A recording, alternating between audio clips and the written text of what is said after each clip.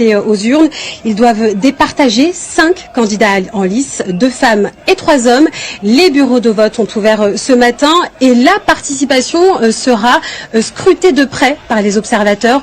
Retrouvons sur place notre correspondante Julia Guggenheim. Bonjour Julia, vous êtes dans un bureau de vote de la commune de Yopougon. Comment ça se passe ? Écoutez, oui, je me trouve actuellement dans le bureau de vote de l'école William Ponty dans la commune de Yopougon. C'est le plus grand bureau de vote de cette commune d'Abidjan. 6000 électeurs sont inscrits ici et vous le voyez certainement derrière moi. L'affluence est plutôt faible et c'est le cas depuis ce matin.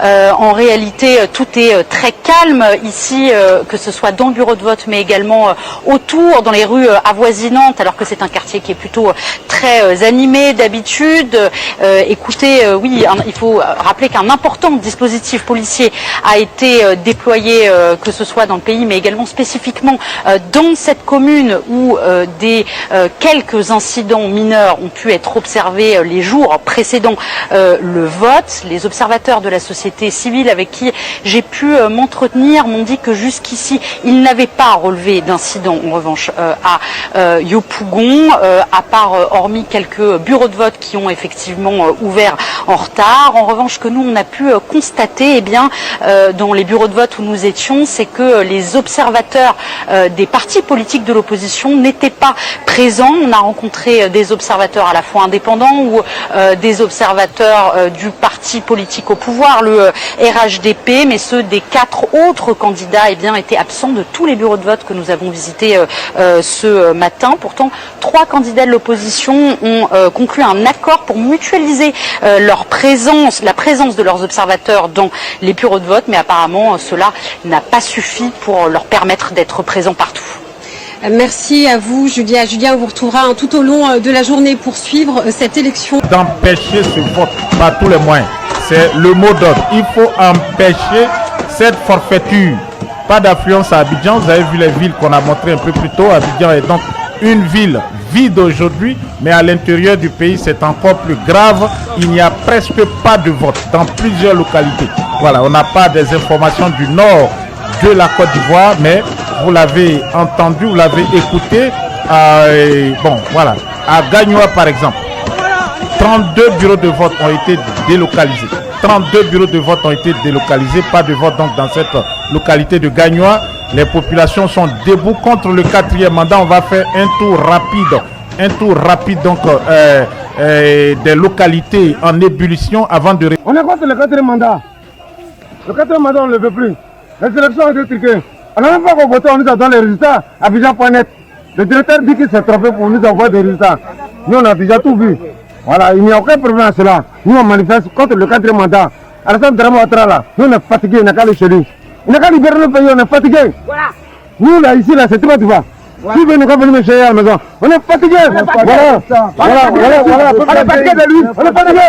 C'est pas une bonne idée. On est fatigués. On est fatigués chez lui au Burkina. On est fatigués de lui. On est fatigués de ce Burkina-là.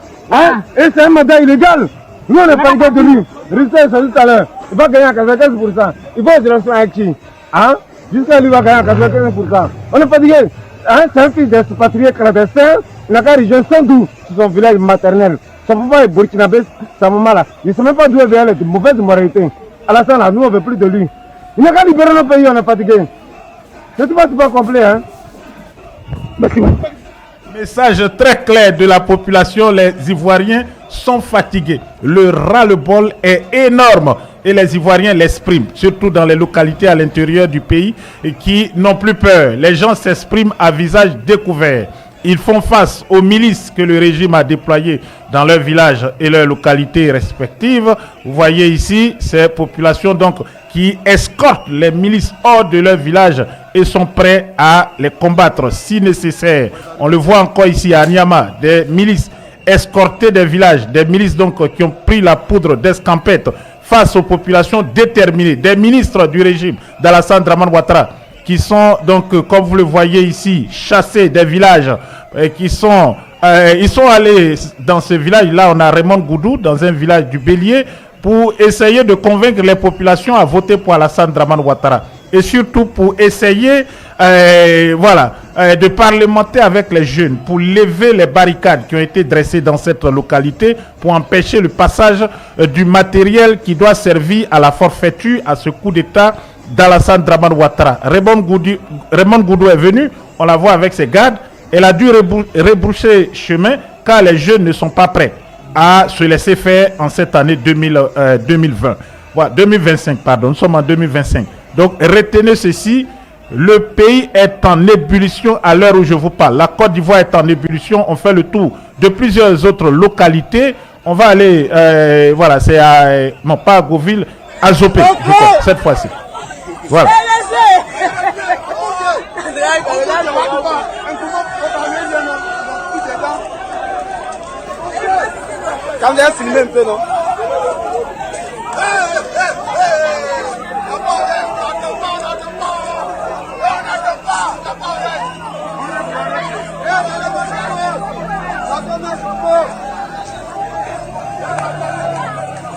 En clé! Oh, Patou! Patou!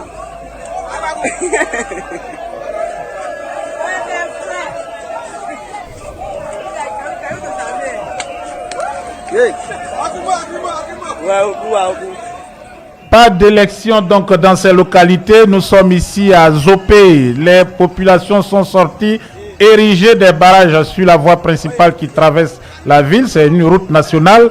Donc pas de transfert de matériel électoral, pas non plus de transfert de milices pour aller martyriser les populations. Le peuple est debout dans plusieurs localités. Nous allons à Agou, préfecture, pas sous-préfecture, Agou, préfecture d'Azopé.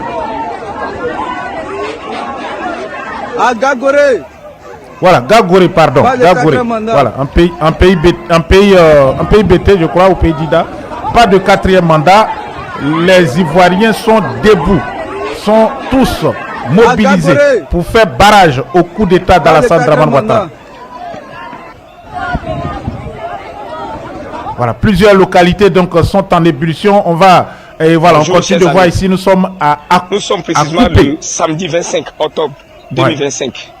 Ouais. Vraiment, le président Laurent Gbagbo, c'est un stratège, c'est un envoyé de Dieu. Il a utilisé une expression, braquage électoral. Regardez, ici, nous sommes à EPP Agbaou 2. C'est-à-dire le deuxième centre de bureau de vote d'Agbaou 2. Il n'y a personne ici. Avant, il y avait des bureaux de vote ici. On avait jusqu'à 4 bureaux de vote de l'autre côté, ici, et puis de l'autre côté, Agbaou 1, 5 bureaux de vote. Et aujourd'hui, vous constatez, voici Agbaou 2, EPP Agbaou 2. Il n'y a personne. Ils ont tout concentré de l'autre côté là-bas, à Agbaou 1 là-bas. Il n'y a personne. Personne. Vraiment, le président Laurent Gbagbo, on te suit. Toujours. On t'a suivi, on te suit aujourd'hui. Et on te suivra toujours. Aucune personne. Ils ont braqué effectivement la Côte d'Ivoire. C'est un braquage électoral. Personne à Agbaou 2. Je suis précisément à Agbaou 2. Regardez. Regardez. Personne. Près de 4 à 5 bureaux de vote ici. Personne. Personne ici à Agbaou 2. Voilà. Ils ont tout délocalisé de l'autre côté là-bas. Agbaou 1 là-bas. Comme bureau de vote. Il y a une clôture. Agbaou 1. Pour pouvoir contenir les gens. Là-bas non plus. Il n'y a pas de vote. On va à Agou cette fois-ci.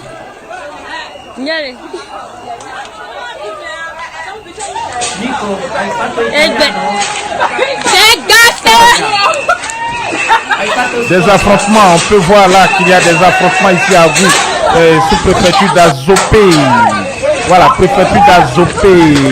Le 4e mandat de Paspa, Alassane Dramane Ouattara, est en minorité aujourd'hui, vomi et contesté par le peuple de Côte d'Ivoire. Le candidat Alassane Dramane Ouattara qui veut perpétrer un coup d'État comme le général Robert Gueye en 2000, il fait face actuellement au peuple ivoirien.